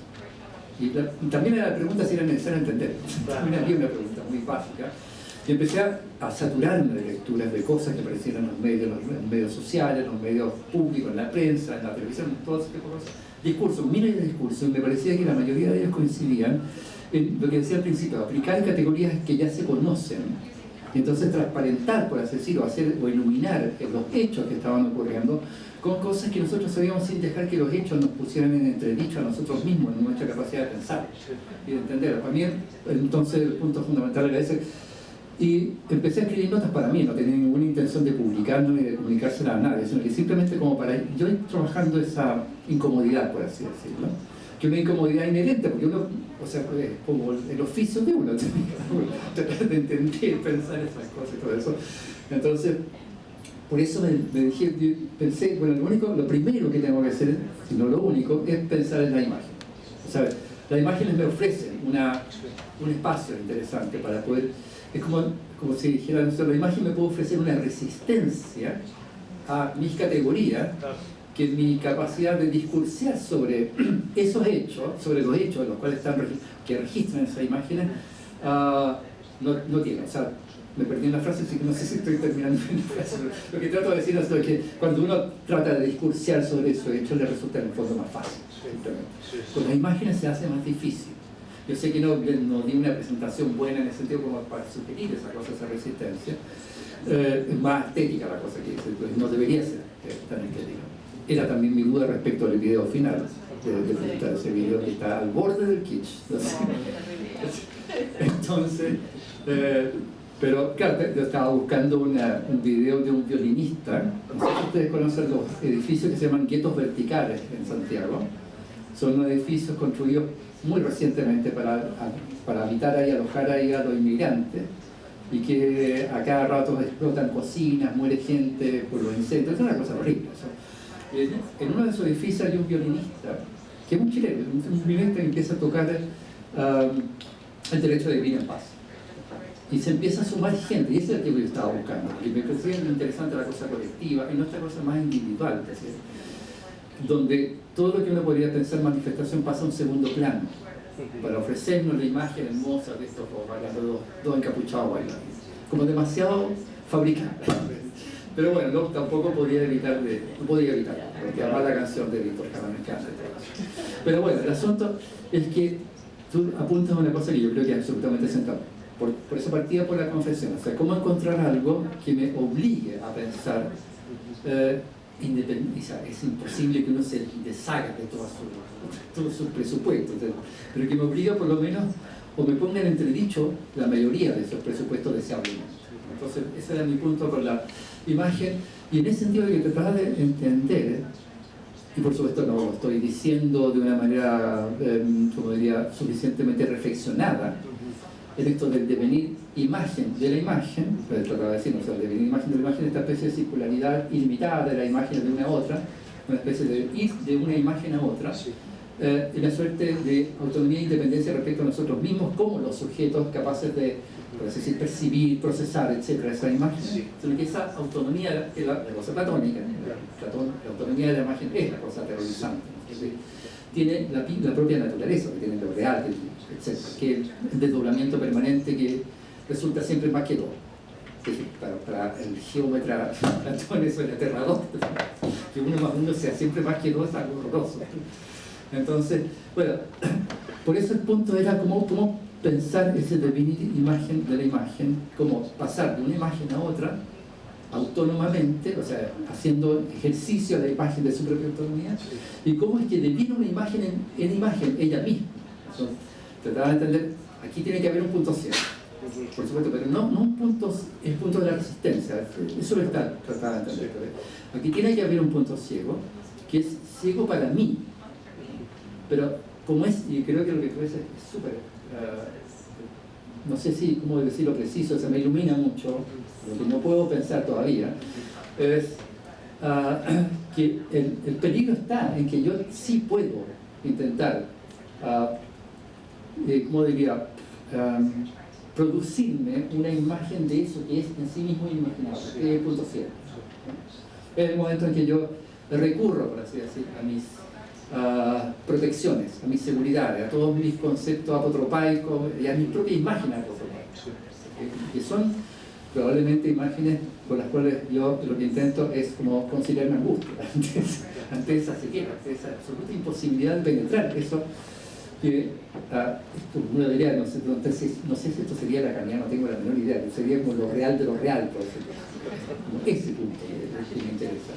Y hacia allá donde me gustaría tratar de buscar esta cuestión. Ahora, no podría ser la relación ahora, pero me parece muy importante lo que dijiste respecto a la democracia, pero sí creo que esa suerte de, ¿cómo diría?, de arrogarse, por así decirlo, la capacidad de recubrir de imagen el punto ciego de la imagen. Eso podría ser entendido también, pero habría que dar muchos pasos y elaborar muy bien ese argumento podría ser entendido también como el peligro originario de la democracia. Pero es súper difícil armar un argumento ahora no podría armar un argumento sobre eso. Pero te agradezco mucho la pregunta, que me parece súper iluminadora. Me obliga a pensar cuestiones que no he pensado, que no he podido pensar. Jack, tengo una pregunta. Si la mía sigue un poco con esta, pero quiero enfocar un poco más la cuestión de la relación entre tiempo y promesa. Y sobre todo, esto que me parece importante. Si la promesa no tiene un contenido específico, entonces estamos en una situación de el hasta qué, Sí. sin imagen. Sí. Y eso me parece, por una parte, fundamental. Es decir, que hay un imperativo, digamos, formal en la promesa de excluir la sustancialización de lo que sería la promesa para que en ese diferendo pueda entrar la posibilidad de la promesa, de la democracia. Pero, digamos, prácticamente en la calle, una promesa sin un contenido sustancial y sin un horizonte palpable de ejecución resulta muy complicado. Estamos hablando del paso de constituyente a lo constituyente a lo constituyente. Así es. Entonces, ese último paso parecería necesitar prácticamente de una imagen para la promesa. ¿Qué hacer con esa necesidad? O sea, no sé, yo me parece clave lo que preguntas tú y te lo agradezco mucho. Tampoco voy a poder responder muy adecuadamente lo que estás planteando, porque es súper difícil esa cuestión. O sea, pero sí, o sea, por una parte es esta especie como de interdicto de hacerse imágenes de aquello acerca de lo cual estamos sosteniendo la promesa. Es una especie de iconoclastia de aquello que pudiera darle, como dices tú, sustancia a lo que nos convoca en lo común. Porque en el fondo la promesa no es sino la promesa de lo común. ¿Cómo es esa cosa? O sea, se ejecuta en sí misma, se activa en sí misma, se performa en sí misma. Y esa es la complicación de la manifestación, porque la manifestación tú tienes momentos eufóricos en que la asamblea o la multitud callejera se siente realizando plenamente lo que es un tiempo utópico, en rigor. Tienes que volver a tu casa, todo eso se ha logrado mantener una suerte como de suspensión del tiempo normal, lo que llamaba el tiempo del trabajo y del consumo. Una suspensión del tiempo normal en todos estos meses, porque es muy impresionante, pero ciertamente hay una presión que ejerce el solo hecho de mantenerse vivo. Hace muy difícil que tú puedas sostener permanentemente esta cosa. Vamos a volver en marzo con mucha fuerza, tenemos el plebiscito el 26 de abril, estamos casi en la víspera del plebiscito, en una situación que es muy imprevisible. No sabemos qué va a pasar con eso, no sabemos si vamos a tener, o sea, yo no sé si va a haber plebiscito finalmente, porque estas cosas pueden ponerse muy complejas. Y un gobierno que está en una situación de relativa desesperación. Ahora se tranquilizó porque tenemos en vacaciones, ahora se tranquilizó un poco, pero espérate a marzo y entonces el gobierno va a volver a estar totalmente crispado, exacerbado y exasperado y no sé qué va a pasar ahí. Y la multitud, por supuesto, va a estar mucho más indignada. Pero el Estado hasta ahora, porque también los políticos, las fuerzas políticas del país no son capaces de hacerse cargo incluso de las demandas más elementales de esa multitud. O sea, no logran entender, no quieren entender, más bien dicho, que esto no se resuelve con medidas individuales o meramente locales. De ahí viene la demanda de constitución, porque uno podría decir, claro, de mandar la Constitución, estamos hablando hace un momento con Julio, de mandar la Constitución puede parecer una cosa rara. En Chile no lo es, porque nosotros somos legalistas, inevitables. republicana, ¿no? Pues ustedes, los argentinos y italianos, pueden vivir sin gobierno, nosotros no. O sea, nosotros necesitamos instituciones, necesitamos esas cosas. Pero no, lo que sí me parece importante es que, es un poco lo que decía al principio, cuando tú estás pidiendo una nueva constitución, estás pidiendo dos cosas. Uno, cambiemos las reglas del juego, porque las reglas del juego son abusivas para la gran mayoría del país. Dos, las queremos cambiar nosotros, no ustedes. O sea, por eso digo que esto no es una demanda, sino que es una ejecución. O sea, es como un ejercicio de un poder ejecutivo original. Es lo que se demanda y es lo que están peleando hoy día respecto a la Asamblea Constituyente, o Convención Constitucional, como la llamó finalmente el Parlamento en el acuerdo que llegó. O sea, ahí hay un problema ciertamente, y este es un problema justamente de la destitución, constitución, institución, que yo no puedo sacarlo del horizonte de la institución. O sea, yo soy institución, confieso también, a mí me importa la institución, me importa mi universidad, me deprime que las instituciones de Chile estén en las condiciones que están hoy día, que es una condición realmente impresentable. Entonces, pero lo que hay aquí también es algo así como, no sé si podría llamarlo así como una suerte de preservación, conservación o reemergencia de una memoria de la democracia. O sea, yo lo llamaría así una memoria de la democracia, en el sentido que la democracia no es nunca algo estable y establecido, sino que es siempre radicalización de la democracia. O sea, si la democracia no es radicalización, profundización de la democracia, no es democracia. O sea, tienes que mantener esa memoria. Eso, lo que me interesa es esa frase, hasta que la vida, hasta que, ¿cómo se llama eso? Hasta que valga la pena vivir, perdón, hasta que la dignidad se haga costumbre. Esas frases hablan de eso, justamente hablan de como la preservación de una memoria, como digo, la reemergencia y la exigencia de preservación de esa memoria. ¿De qué estamos hablando finalmente cuando hablamos de democracia? Estamos hablando de vidas dignas. Entonces, es una cosa muy básica, totalmente básica, y esas vidas dignas exigen ciertos marcos.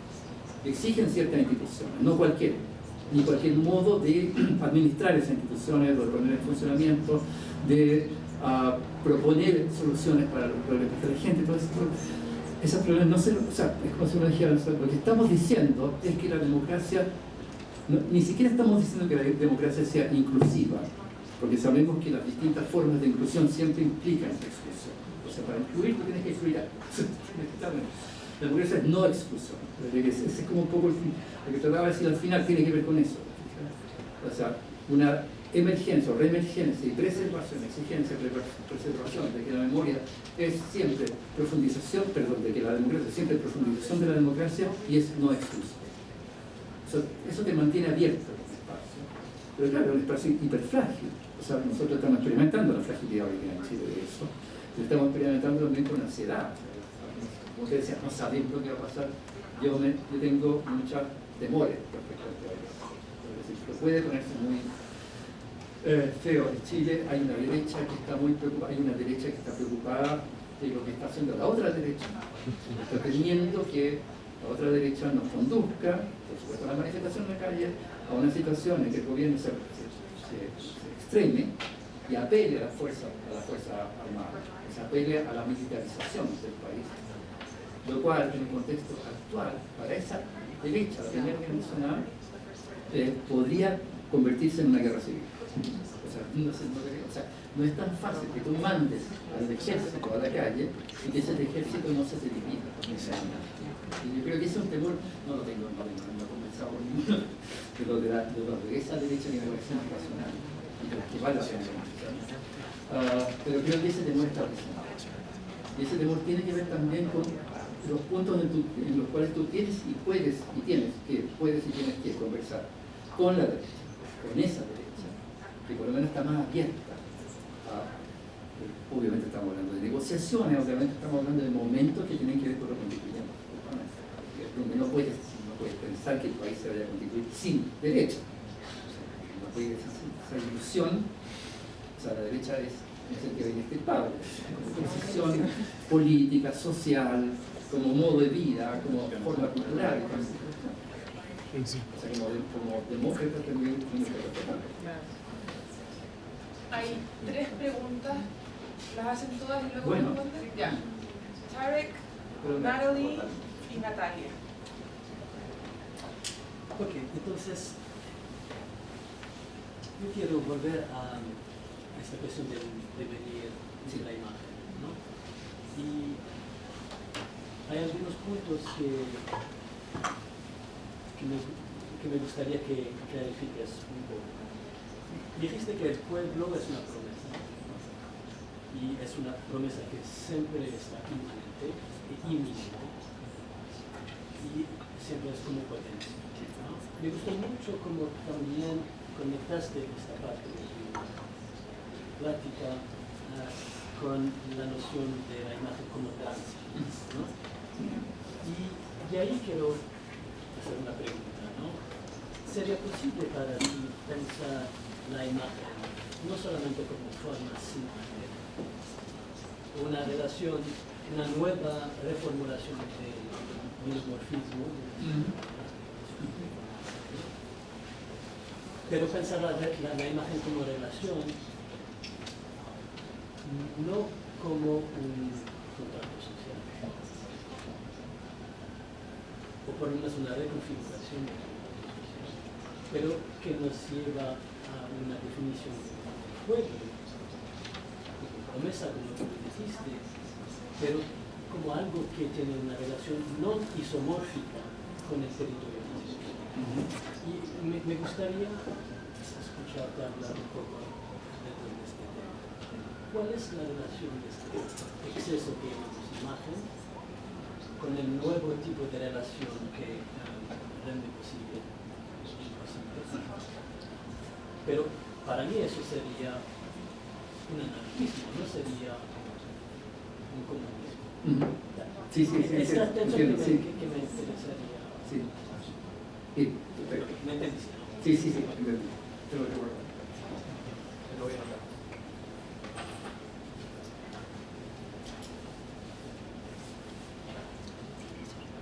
¿Pasamos a la siguiente pregunta? Claro. Ya. Voy a intentar armar mi pregunta de forma coherente, pero había una gracias por la presentación.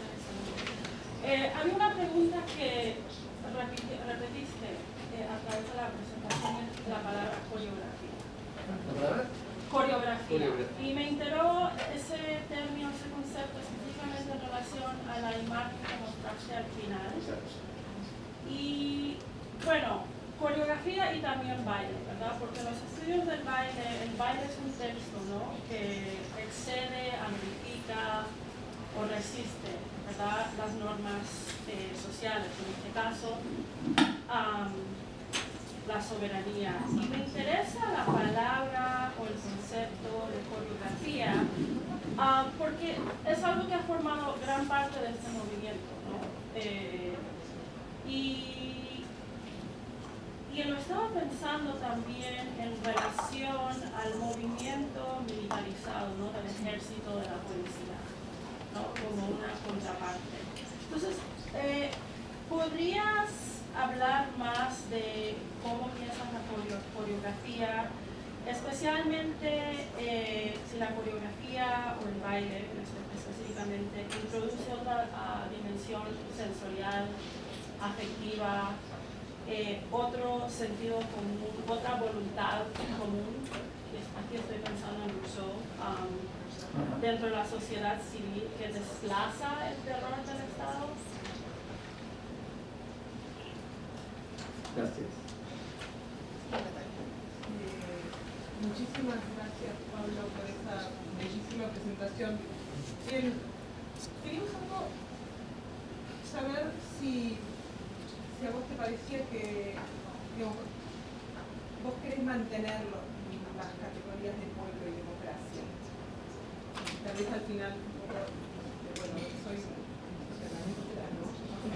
Y entonces yo quisiera también un poco quizás retomar algo que yo por lo menos escuché en la pregunta de Jacques, como sombra, pero no lo sé, en la promesa, si la promesa de lo que emerge en estas manifestaciones, como aquello que dijo Spinoza de nadie sabe lo que puede un cuerpo, que también estaba ahí como eco, Sí. nadie sabe lo que puede un cuerpo, no deviene democracia, me parece a mí. creo que por lo menos la historia de aquello que también llamamos democracia, que a fin de cuentas, de forma prevalente, y en Chile en particular, como gran modelo, una democracia liberal, y me pregunto si esa potencia de esos cuerpos, que yo preferiría no llamar pueblo, pero quizás porque vos insistís en llamarlo pueblo, quizás porque querés mantener la democracia, ¿no? Si tiene que devenir democracia. Está bien. Que a mí me toca un punto sensible. Bueno, entonces voy a ir con el tema. Si es muy sensible, podés no contestar. Si es muy sensible, podés no contestar. Puedes intentarlo, pero si empiezo a tartamudear, quiere decir. Bueno, respecto al tema de... Es que esto, la primera cuestión tiene que ver con lo mismo, tiene que ver con el tema de lo que te preguntaba Arturo. A mí me pareció súper interesante todo eso, o sea, el tipo de relación, no sé cómo pensar esas relaciones, pero yo te diría, lo que un poco volvería sobre algo que dije antes sobre por qué me interesaban, o sea, las imágenes me han interesado. No sé si siempre, en todo momento, pero me interesa. Y porque en este caso me interesó partir por la imagen, ¿no? Que era por esta resistencia. O sea, y cuando hablaba del momento no imaginable, el momento no imaginable, para decirlo así, el paso de imaginar otra, el paso de imaginar a sí misma, pues estaba hablando, o sea, en un cierto sentido estaba hablando así, por una parte, de un momento inconceptual de la imagen, el momento que no podemos concebir. Aquello que es inconcebible, o sea, que la resistencia imaginal de la imagen es esa inconceptualidad. O sea, que no podemos concebir, y tal vez por eso me interesan tanto las imágenes para poder empezar a pensar en esto. Y eso tiene que ver con el estatus político de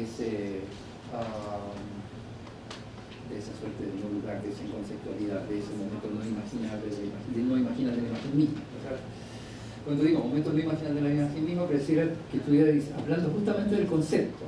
Bueno, yo me podría acordar de Heidegger, de Benjamin, entonces el pensamiento sin imágenes, podría empezar a entenderlo un poco así. No quiero entenderlo así, quiero entenderlo bien con una suerte de tensión entre estas dos cosas, donde lo inimaginable o inimaginable y lo inconceptual son lo mismo. Ese es mi punto central. La resistencia radical al concepto. Es eso. Y por supuesto que está metido ahí entre medio y todo eso. Pero que eso tenga un carácter político, claro, yo creo que ahí se juega la diferencia y el mutuo reclamo, todavía, de comunismo y anarquía. O sea, el punto sensible es que la mitad de mi corazón es anarquista. Y yo no puedo renunciar a eso. No puedo renunciar al momento destituyente radical. Pero soy institucional también, entonces es una contradicción que no tengo cómo resolver. Esto que trato de pensar ahora también es como una manera de habérmela con esa contradicción. Que no, o sea, la puedo entender como una contradicción personal, como un déficit, por ejemplo, que no sé, no sabía cómo resolverlo. Pero también creo que hay algo más básico en esa manera, por lo menos, de experimentar personalmente ese momento. Algo que ya no es personal, o sea, algo que tiene que ver con la relación entre eso como el momento del común comunista y el común anarquista. Que diría, son indisociables, pero son intolerables uno para el otro. Ese es como mi punto. Es el problema de la izquierda. Es el gran problema de la izquierda. O sea, la izquierda que realmente quiere cambio. Ese es el problema fundamental. Y en ese sentido, cuando tú dices, no, o sea, pensemos más allá del contrato social, yo estoy absolutamente de acuerdo. O sea, el contrato social es un amarre. Por supuesto que es un amarre, no un contrato, pero es un amarre respecto a las posibilidades de extender el contrato más allá de sus propias posibilidades, que es un poco lo que llama la profundización de la democracia. Entonces, si tú lo piensas, yo no sé si esto se puede decir así, pero no podría decir así. Tú tienes como una época que se inaugura, los Hobbes, Locke, Rousseau, todo eso, se inaugura con el gran pensamiento del control social, Kant también está ahí, se inaugura con ese gran pensamiento. Sin duda que es un gran pensamiento, y también es una promesa, en el momento en que esa promesa tiene un sentido, ¿no? Pero Lo que te ofrece es algo así como lo que evocaba de Hobbes. O sea, ahí donde ya el miedo se hace intolerable, ahí tú le haces caso a la razón, pues la razón no le hace caso más que instrumentalmente, en estado de naturaleza. Te sirve para conseguir tus deseos.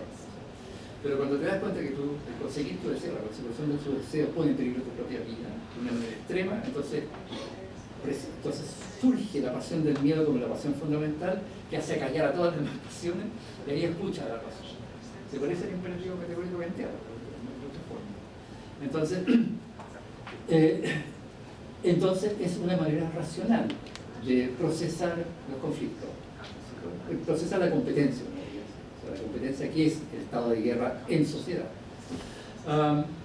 Si uno piensa en un horizonte más contemporáneo respecto de ese contemporáneo, se le diría que ahí donde el contrato social ya no es más posible, los términos que se habían planteado, lo que te queda como única solución de la socialización de la comunidad es el éxtasis de la masa.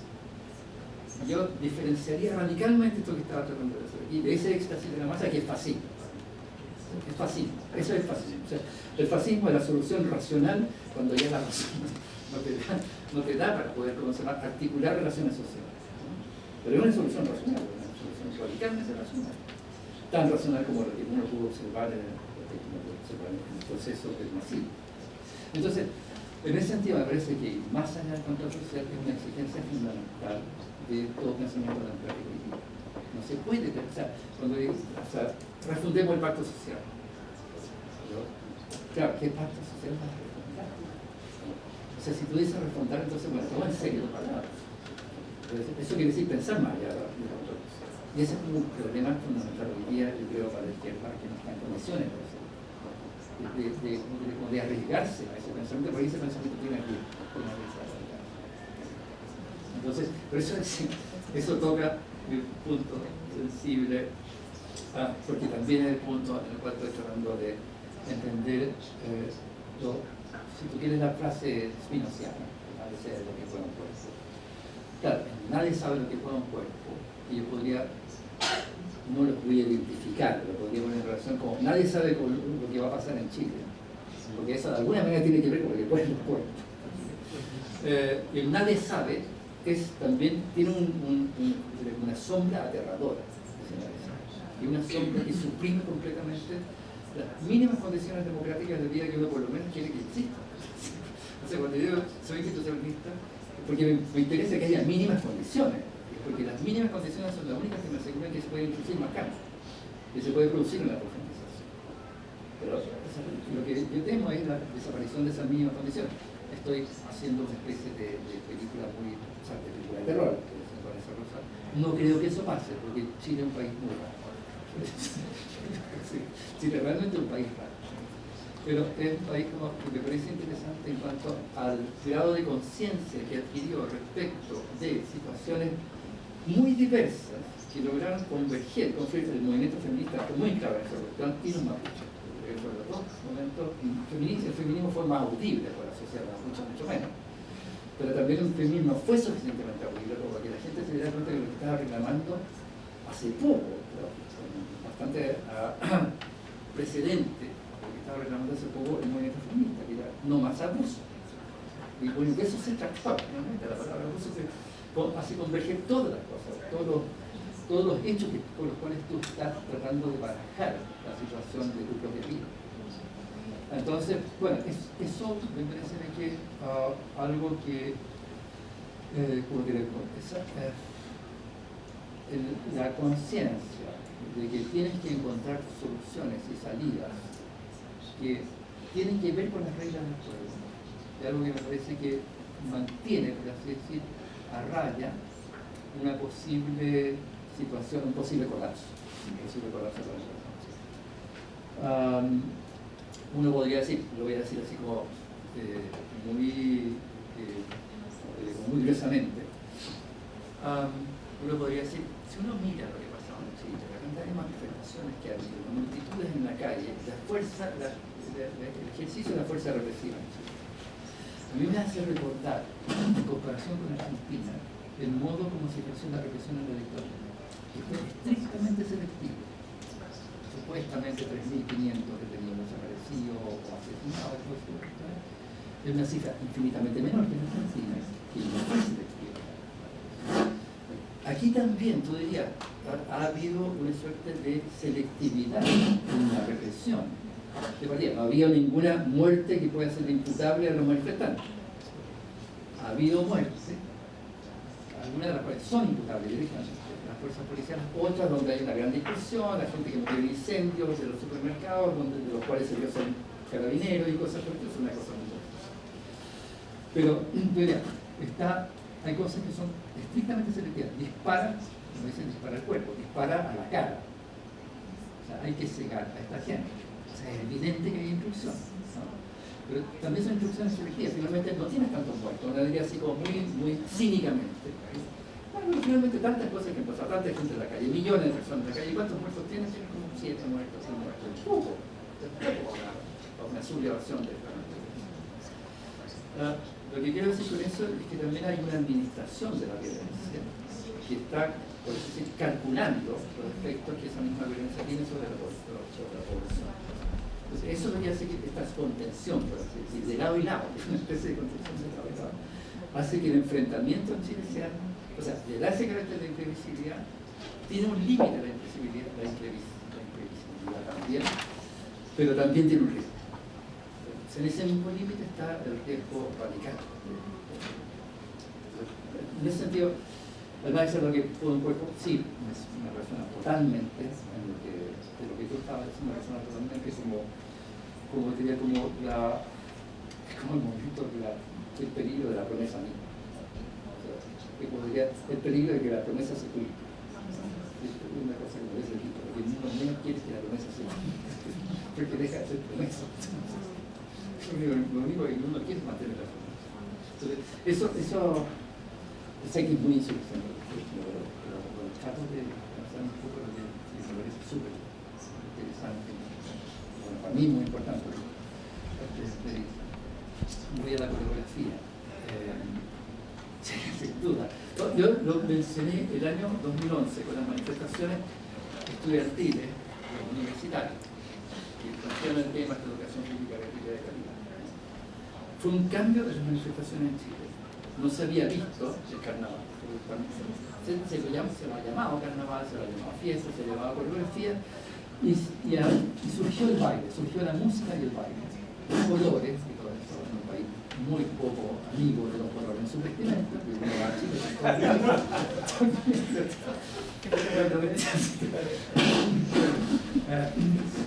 Es un país gris, se necesita un país como una bóveda, que tiene una cierta afición por lo gris.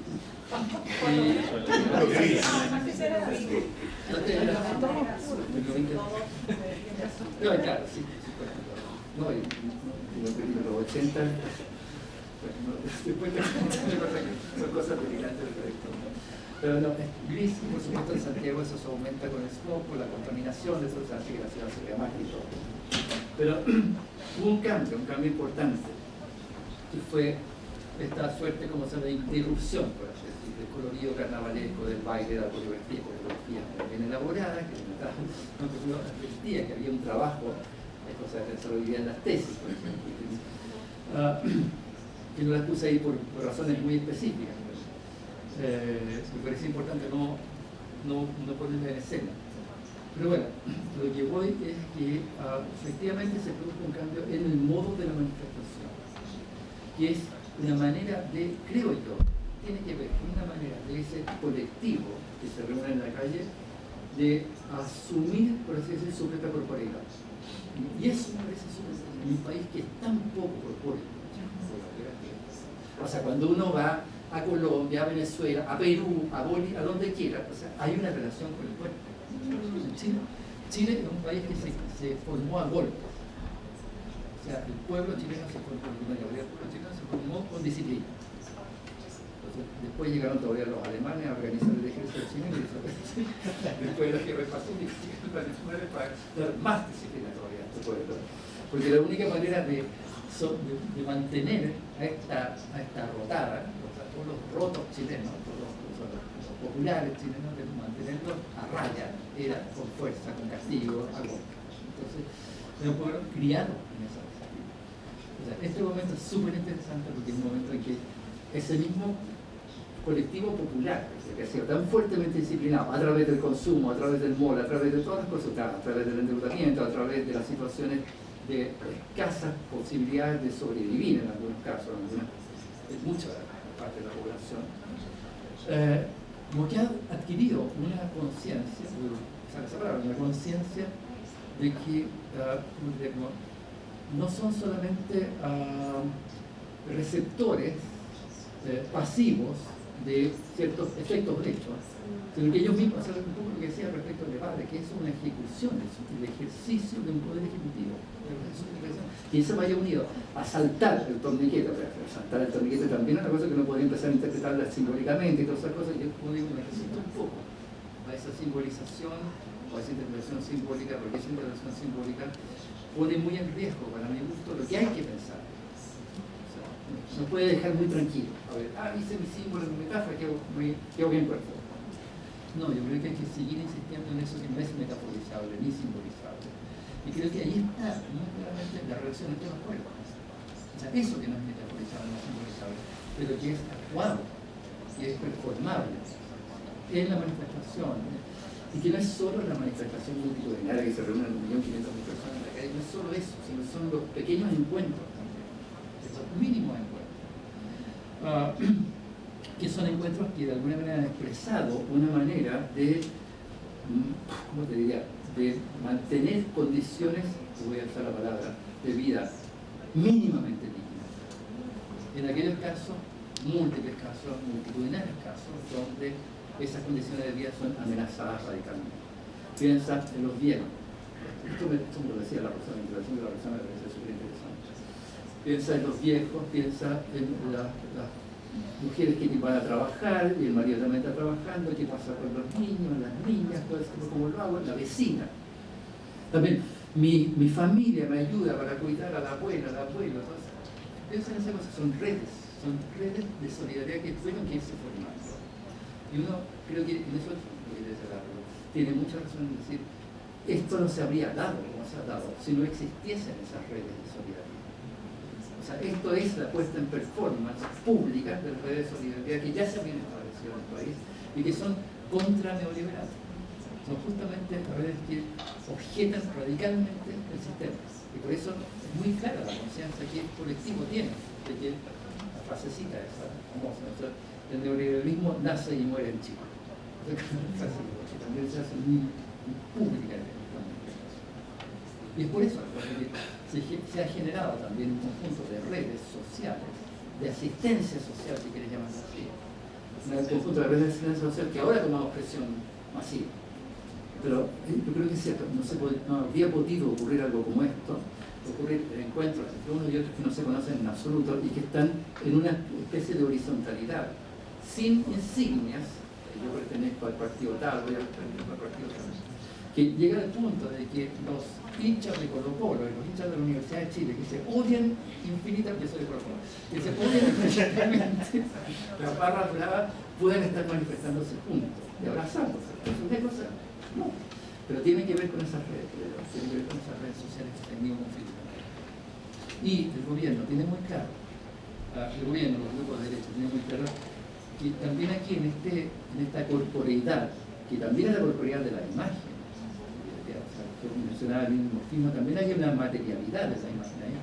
La materialidad de la imagen es callejera, la materialidad de las imágenes por las cuales las manifestaciones han ido construyendo su propia historia, por así decirlo. Han ido documentando muchas de las cosas que puse tienen que ver con eso, ¿no? Bueno, ayer en la madrugada, nadie sabe quién, borró todas las imágenes del edificio Gabriela Mistral, o sea, del Centro Cultural Gabriela Mistral, que era justamente una suerte de friso que contaba la historia de lo que estaba ocurriendo. O sea, lo pintaron de blanco y de rojo. O sea, es claro lo que hay en juego ahí. O sea, es interesante que se vea tan peligrosa la imagen. Cuando esa es la imagen de la impronta de un cuerpo al mismo tiempo. ¿Qué hicieron? Pintaron de blanco y dejaron manos rojas. O sea, es como muy parecido a eso. Entonces, en ese sentido, la coreografía creo que es la indicación, volvería porque estoy inventando simplemente, o sea, es como lo que está en juego en la coreografía es el entre de los cuerpos. Esa su momento, de encuentro, juguemos juntos, bailemos. O sea, es como, tal vez como decir, hagamos una promesa. Hagamos una promesa, que la promesa sea nuestro propio cuerpo. En estos actos, de los cuales estos cuerpos adoptan otra conducta, adoptan otra postura, otra pose, que es la que tienen que adoptar cotidianamente, y a la cual han sido llevados justamente históricamente a través de los golpes de la disciplina. Quiero decir que eso es sí, sí, porque yo me objeto todo el tiempo a mí. No digas eso, no digas eso. No, sí, por favor. No, es que entre ese concepto, que me parece bellísimo, el cuerpo como promesa y encontrarse tu cuerpo como promesa, por una parte, y en la frase espinocista de que no se sabe lo que puede un cuerpo, yo creo que hay una contradicción absoluta. O sea, que no es una objeción, es una preocupación. Pero quizás la asamblea, que es algo que vos trajiste a cuenta, la asamblea es ese que nos diste, cuando nos diste la etimología, es el compartir un mismo tiempo, estar juntos, ¿no? Que la asamblea es lo que puede el cuerpo, o sea, en la asamblea el cuerpo puede, porque la asamblea no tiene una meta, no tiene un propósito, no tiene una dirección, no está regimentada, o sea, un poco ahí sucede lo que pueden esos cuerpos. El hecho de que la asamblea ha cobrado vida tan espontáneamente en un país, concuerdo, tan gris como Chile, yo creo que es porque no existían esas redes donde eran como pequeñas formas de asamblea, en el sentido etimológico que vos le has dado. No, sí, es súper complejo. Como digo, yo me hago todo el tiempo objeciones en mí mismo de que me obliga a hacer eso. Está haciendo todo tipo, está haciendo un poco de euforia. Pero sí, no, pero yo tengo que decir sobre que el tema de él, que tiene que estar dando leche, que no puedo dejar de pensar en Canetti. En Canetti y la más. No piensa Canetti y la más, piensa a partir de la experiencia de los hijos. Esta otra cosa yo no sé más. Por eso el ente es importante, no es la masa que salió, que se conduce de una sola forma. Perdón, de nada que odia más que ser la policía, pero es mi función en este momento. Solo estoy cumpliendo el René.